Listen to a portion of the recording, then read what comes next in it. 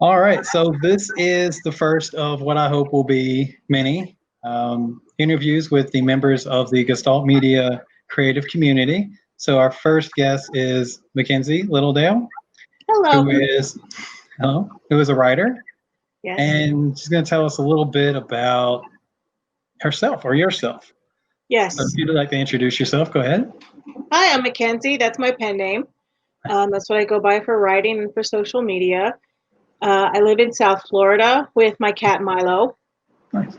I started writing seriously September 2017, so this is kind of an anniversary month for me. Happy anniversary. Thank you. So the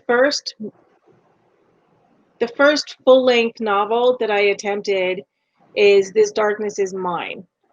And that is based on, it's a semi-autobiographical account of me coming to terms with a bipolar diagnosis.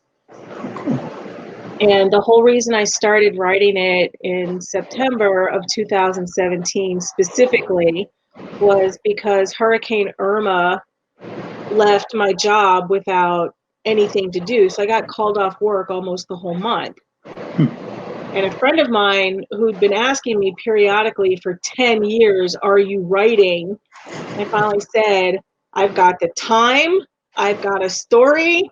I think, yes, I'm going to start writing.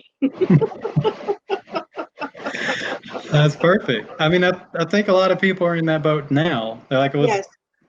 there's just no more excuses. You might as well get to it. Yeah. Yeah. Because if you're out of work, out of luck, out of whatever because of the pandemic, and you want to write, and suddenly you find yourself with all the time in the world and almost no motivation, you've still got the internet to find prompts or motivation or friends or critique partners or just something to get you going.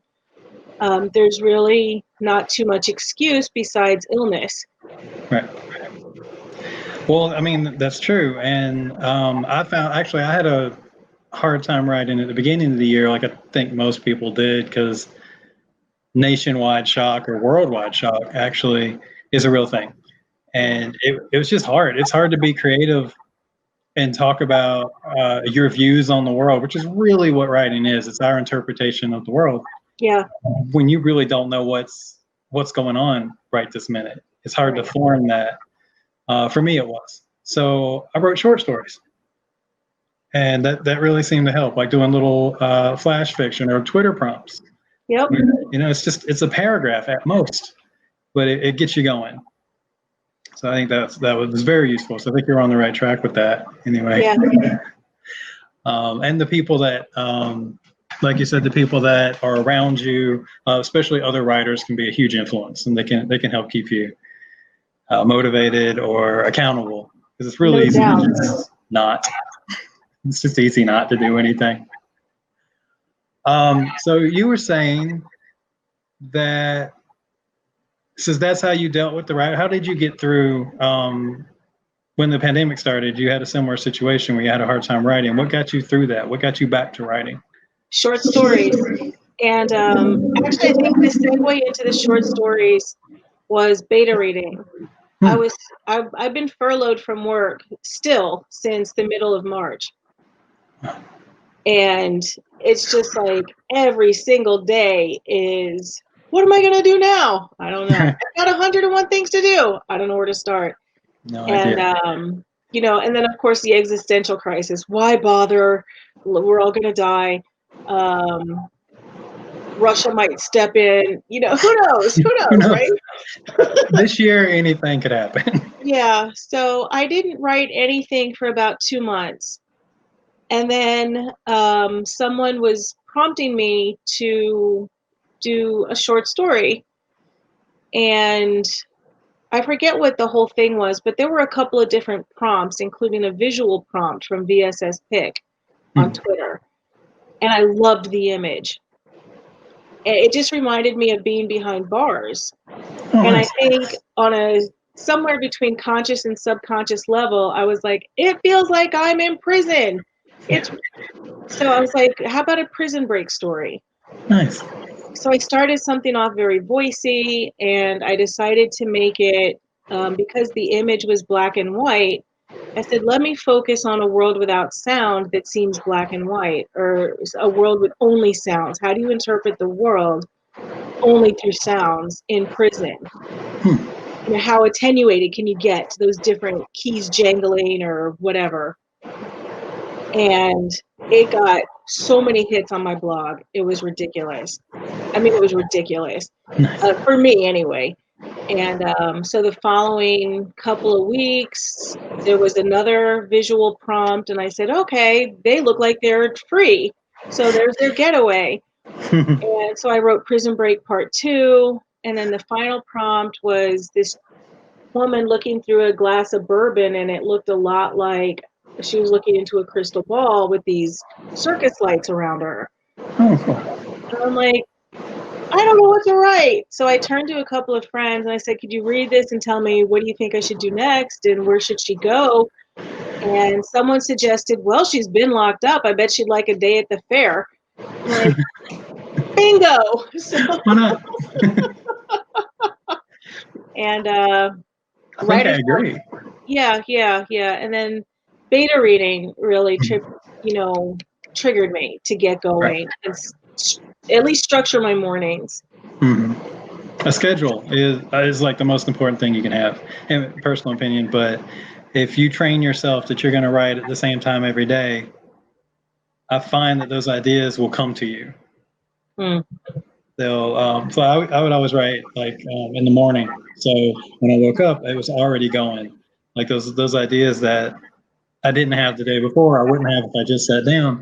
They had that run up. They had that expectation to kind of start percolating a little bit, and they were usually ready by the time you sat down. So, and the same with reading. I think personally, if you train yourself to read, or if you make a habit of reading, it fuels that creativity. It gives you stuff to work with. Yeah. So. Yeah. So that's good. It's super important. Definitely. And beta reading, I wound up doing it so in depth, similar to the way that my mentor had done with me through Pitch Wars last year. Nice. But instead of doing an edit letter, I would just make the comments in the document, like, what if this and what if that, and I think this and I'm not feeling that, and I don't understand this right here, those kind of notes. And the writer was like, oh my God, this is amazing. This is exactly the kind of feedback I wanted. Right. And it turns out that all of his other beta readers were men. I was the only female. So I gave him a lot of perspective on a couple of his female characters, which was fun. And that's now leading into developmental editing. I'm getting certified next month. Sweet. I ran a GoFundMe, raised all the money I needed for the course and my books, and I'm just going to run with it, That's really cool. Yeah. I mean, that's how you turn what you love into your job. That's really the best way to go. Yeah. So, congrats on that. How long is the course for that? It's through UCLA Extension. It's 10 weeks. This one starts October 7th. Cool. And it was just like divine timing. From the moment I ran the GoFundMe, raised the money, paid for the course, because the class is full already and there's already a wait list. Wow. And we're talking a matter of days. That's crazy. Yeah. It's what you call providence. Sometimes it's just meant to be. So it just works out. Yeah. Some of the best things do. I mean, that whole progression is you had something you like doing, and then you found another, like it led to another avenue, and then that leads into a bigger thing, and it kind of progresses like that. It's a natural, organic thing, and that's awesome. That's good if you can find it. Yeah. Well, I like to remind myself that, when you have faith, sometimes you step out over that ledge, and God builds the bridge right under your footballs. This is right there. You just have to believe. Yeah. And totally. Stake a claim on it. In terms of finding a tribe on Twitter, the writing community, is so powerful. So amazing. It really And is. so diversified. You know, you'll get good voices, you'll get advocates, you'll get enemies. I've definitely made my share of enemies on Twitter. It's not It's the not end of hard. the world. Yeah, it's If you really, have an opinion, you're going to make an enemy today. That's just how it works. yeah. But over the course of the 2 years that I've been on Twitter, I've just gravitated towards, a handful of people. Hmm.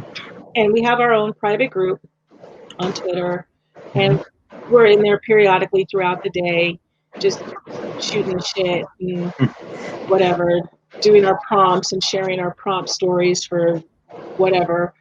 And during the pandemic, I noticed that there was less and less and less activity, less people showing up, and I'm Yeah. like, they're feeling it too. I'm not going to let go. If they're feeling like I'm feeling, then we need community more. Yeah. We can't recoil. Yeah. So I asked them if they wanted to do a video chat every week. I didn't know a format. I didn't know how long it would be, but I said, we'll just spend the first however long socializing, and then we can go into our creative projects and pair up with each other and see if we can support each other that way. And it's been incredibly helpful. Just like amazing. And a couple of them are sick, and some are working on their books, and they're busy. Right. So I'm looking to add a couple of people. So I'm on the lookout for some Twitter friends that I trust to see Awesome. what's going on. When we post this, put your handle in the comments so people can find you. Oh, I can do that here? You could do it in the comments here if you want, and I'll put it in the description when we post the video on the group so that people can come look you up. Okay. I think we've followed each other it's been a long time, actually. I think you were already around because you said about 2 years. I joined, I think October of 18. That's when I really started with the writing community. Yeah. And just that hashtag, that's all you need. Like you type that in there and you're off because you're gonna find a million people, and some of them are like you said, some of them are sketchy, but there's not really that many. Most of them are really, really cool people, super supportive. Definitely. That's how we got started. That's how Gestalt Media got started, was through people that I had met there. And we got talking about when last year, after my first book came out, and I was looking at setting up an imprint, a publisher, and then we got Dark Tides with Stephen King, Neil Gaiman. Yeah. Went home for a second. I didn't do any of that. I just got this one of those things, Providence. It just came right into your lap, and I was like, I'm here. Let's do it. Let's take advantage of this, and let's make a real difference. But the company itself took off because of the support of people like Don Hosmer, who you also know, and Carol Beth Anderson and Bambi Summers, and all these people who are over there, and were like just constant feedback and constant support. And without that, as a writer, which is a very lonely occupation, It can be. I don't know if you would do it. I don't think most of us would be able to handle it on our own right now in this environment. Right. Without that, somebody to go to with they're unique struggles that authors go through, and you need that community to help to get you past that. And the beta readers, you guys are the most important thing in the world. You write something down, you think it's good, but you got to get all those different opinions. You got to get those different viewpoints, and having somebody who's willing to go through that with you is one of the most important things that you can have. And it's priceless. And most people do it out of the goodness of their heart. And that's something I didn't expect. But Yeah. Beta reading's important. Very. It's so important to the process. And I just found out from one of my friends that when I started beta reading her manuscript and making the comments like, this doesn't make sense to me or whatever, she said that she cried for a week 2 weeks. No, it was 3 weeks. It was 4 weeks. And I was like, oh my God, I'm so sorry. But when it gets to the point that I want them to succeed and I want their book to withstand the pressures of the Right. marketplace, I'm like, it really does need to be crystal clear. Yeah. Or the inference needs to be clear, or something. It just needs to grab me, And if it doesn't, then I want some clarity. That's all. Yeah. And And especially after this year, it's more important than ever to understand how your story is going to land in different groups. Like that it's not only it's going to come through, but that a message from people of different backgrounds can come across completely different when you cross ethnicities, when you cross gender lines, when you cross any of that stuff. It's important to have those other points of view involved. Like with, for instance, my first novel involved a disabled character. And I don't want to say luckily, but my wife has that particular ailment. So I was able to make sure that it was going to ring true to her, that it was going to sound like who she really is and not how an outsider would interpret that. And so the beta readers on Twitter were very useful for getting, like with your author, you dealt with the female perspective, which I obviously have no way of gaining on my own. And then we had people from all kinds of different backgrounds taking a look at the same story and saying, this makes sense. This works. There's nothing you need to worry about. There's nothing that's going to be unintentionally offensive or any of that. So I think it's good to have that community there to help you and to provide insight for things that you can't write about what you don't know. Right. I mean, you have to at least know it well enough in your head. For example, I've never lived on a farm or an animal sanctuary. Right. And Freedom 500, when it was time for brainstorming with my tribe, we were, what was it? Freedom, right? Mm-hmm. And I was like, well, what's the opposite of freedom? And we're like, well, what if you're trapped in your brown skin in racist America and you want to break free of that? And so I'm like, no, if I start going into racism, I'm too angry, right? So I was like, what about an innocent life, that needs to break free of past pain? And I was like, a child who's been I'm like, and I ran with it, I ran with it. And I'm hoping that Ranch Hands Rescue got at least a couple of donations out of that. Yeah. That story, I got so attached to those characters so fast, it wasn't even funny. Right down to Mortimer the cat, the grumpy cat. Yeah. That's how you know a story's special, man. Like all of it. You're just like, this is right. This is perfect. It all fits. And that, for people who don't know, that was for Gestalt Media monthly. July. There's a short story contest and with a single word prompt.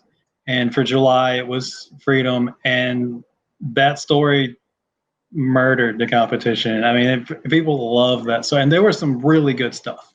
We always get really good entries, but that one resonated with people. And I'm sure you got more than a few donations just from the reaction it got. That was our biggest, like you said, your blog took off.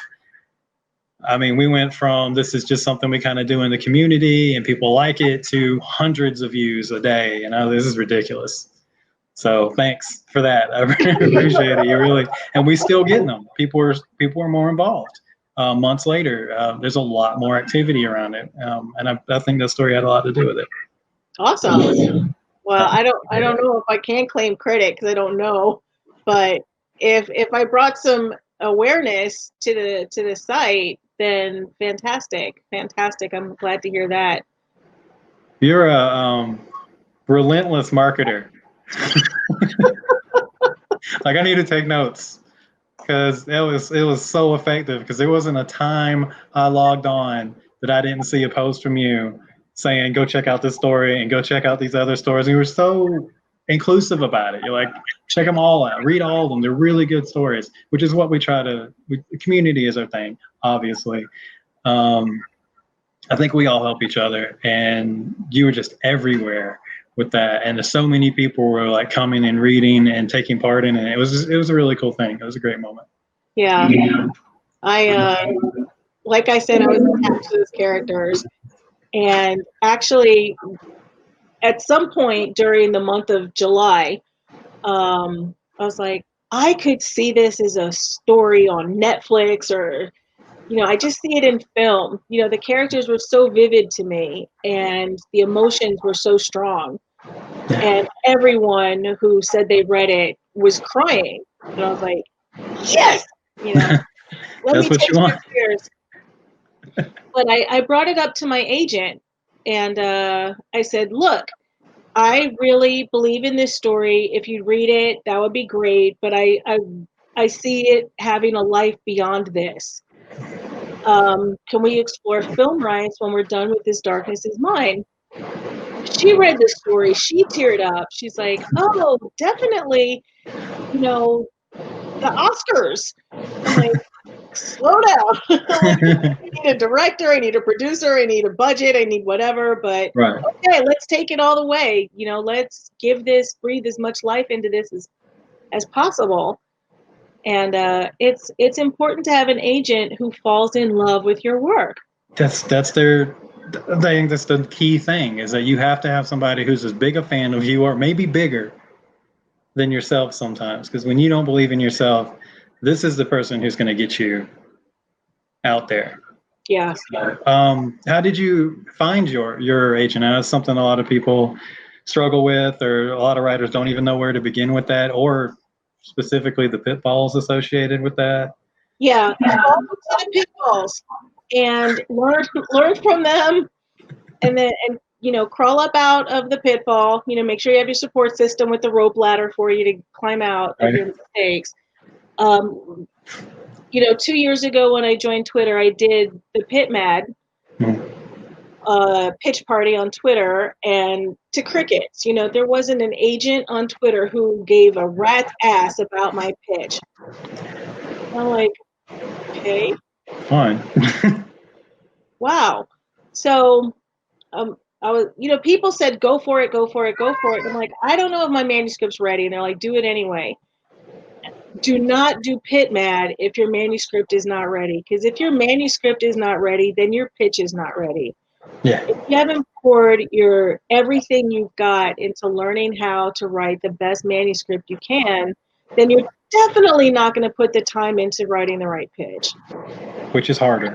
Which is harder to encapsulate 85,000 words into 240 characters, including your hashtags. Yeah. Nothing will make you question yourself as a writer more than having to write 3 sentences about what you're writing about. It's impossible. Yeah. But that's just it. It's not impossible. Yeah. But it takes time. It takes diligence. It takes persistence. You got to be relentless. You really have to be relentless. So after I went through the Pitch Wars thing, and I'll tell you, for the showcase, at the end of Pitch Wars, when you only get one pitch, not 3 for the day, just one, I drafted 17 pitches before my mentor and I were like, I think that's the one. Nice. And we ran with it. I got likes from only 4 agents who over time wound up declining. I'm like, all right, next, what comes next? I don't know what to do next. And I looked at the manuscript, not the manuscript, I looked at the pitches again, and there's a video on YouTube from Kat Cho, KATCHO. It's 12 minutes of how to write a Twitter pitch. And it's amazing. The information is so amazing. What really the agents are looking for in that pitch. So I refined it a little bit more for Pit Mad June 4th that just went by, the last one. And they included the Black Voices Matter hashtag. And it blew up. I had something like 70 some odd likes, 14 of them were agents and editors. Wow. And I'll tell you the thing about when they tell you don't like someone's pitch unless you're an agent or an editor, Yeah. they specifically tell you on the Pitch Wars website that's because they don't want the writers to have to sort through all of the non-essential ones. Yeah. I don't care. If you like that pitch, just like it. You're never going to hear from me. Don't do that. You're not breaking the rules. You're not following the rules. I don't care. Like it, like it, like it, like it, like it, because Twitter's algorithms will push you up towards the top of the search results for the agents and editors. That's a good point. If I get 1,000 likes and only one of them's an agent, I don't mind. I'll spend the whole day just searching through which one's the agent. Yeah. It's like Christmas. Yeah, it is. It's like Christmas. They have it's quarterly, right? So there should be one in October? There's one I think going on this month, September. September. Okay. And then Pitch Wars, where you're looking for a mentor, I think is October. Okay. I think. But the pitchwars.org website has all of that for Pit Mad and Pitch Wars and the schedule. I'll put all that in the comments so people can find it. Because that's if you're writing and you haven't been in the writing community on Twitter specifically, you might. I mean, I didn't even know about it for months after I joined, because I joined at the end of the year. Yeah. But it's one of the best things that the community does for each other, and there's countless success stories that have come out of that. Yeah. And we might be looking at one. So hope so. What's your? I'm gonna give you the hardest question in the world. What's your book about? Is Darkness Is Mine? Yeah. Okay. So, it's been a long time since I looked at my synopsis. Or you could, if you remember your pitch, you can throw that out there. The pitch, yeah. So 35-year-old Michelle has a great cozy life in Harlem. The death of her father, the loss of her job, she doesn't grieve. She starts losing her grip on reality. And as it turns out, she does lose her grip on reality. She runs off to Florida thinking that she's going to run into the arms of the love of her life, the man of her dreams, only to be committed to a psychiatric ward because there's no relationship there. Yeah. And it starts from there. That's a hell of a setup. Yeah, it starts from there. So it's roughly a 10-year coverage of time in the book where she has to learn to trust herself, finally take those meds and trust the meds, trust the treatment plan. Right, which is really hard to do if you have certain illnesses make the medication themselves becomes a part. It feeds that, and you don't want to take them. Right. Well, in her case, the meds work so well at keeping her moods even, reducing the mania, reducing the depression to keep her even keeled. And she thinks she's cured. And you stop taking them. And then she stops taking them, and it blows up in her face right at the wrong time. Every time. Every time. It's rough. That is, without having read it, that is a very important topic. I don't think we cover that enough.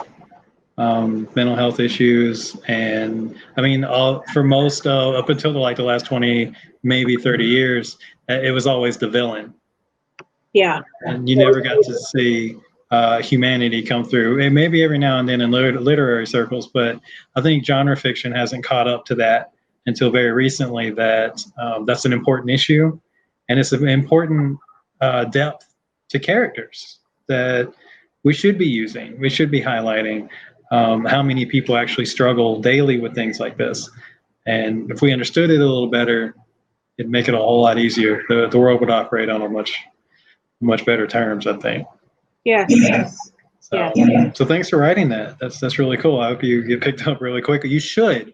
I think a lot of publishers are open to these things now, and they're looking for this kind of stuff. I hope so. There's been a lot of conversations around publishing paid me. There's been a lot of conversations around end the stigma, mental health awareness. So I hope it all sticks. I hope the publishing industry really does open up. Yeah. The publishing paid me was brutally eye-opening on just how bad it is out there, and that's ridiculous. That shouldn't exist. The way things are is it's unacceptable, but we're changing it. And Yeah. that's really what matters. It is changing. So that's really cool. So that's a quick introduction to who you are, and I want to personally welcome you to our little community that I we love have the going. community within the community. I'm sorry? I love the community within the community. I do too. It's awesome. So we started this as a way to support each other, the Facebook group, to get to know each other a little bit better, and to support. That's really what the whole thing's about. The whole thing is just about support. So I want to thank you for being the first guest that we had and going through the awkwardness of figuring out how that's going to go. Wow, I'm honored. And did you have anything you wanted to say to your fellow members or anybody who might be watching, future fans 20 years from now when this gets dug up and put on a late night show? Or My mind is completely blank. But yes, This Darkness Is Mine. The genre is women's fiction. It touches on bipolar. You know, I'm hoping that Freedom 500 does get, in fact, made into a little film. And the latest one I wrote, The Names That Survived, is a cultural identity story. That's one I hope gets made into a film. Those are the only two stories out of everything I've written that I really see on the screen. So I'm kind of excited about that. Future fans. Oh, so I hope to see Lewis Allen III play Javon, and I hope to see Jasmine Sanders play Sierra in The Names That Survived. So I'm just throwing that out there. just in case. Just in case. Just in case. And I want to thank people because nobody knows who I am. I'm not famous. I'm just this chick in South Florida. I'm not famous yet. It could happen. I don't know. But I do know that I have very supportive readers so far who are anxious, like really anxious for This Darkness Is Mine to hit the shelves. And that's always encouraging. And that feels amazing. That's awesome. That is awesome. It's totally awesome. Cool. Well, we better not keep you too long from being able to finish those up and get it out there. Yeah, because I've got this story for September, Gestalt's thing. Anybody who wants to read Freedom 500 should go to gestalt-media.com. Go to our blog. We have a brand new website up. We just put it up 2 weeks ago. Yeah. Go to the blog and search for July, the July contest. It should still be on the front page. And give that a read. I think it's very much worth their time. Thank you. Not a problem. And so thanks for hanging out with us. And I look forward to talking to you more in the group and see how everything goes from here. Awesome. Me too. Jason, you're doing great work for us. Thank you. We try. That's all we can do.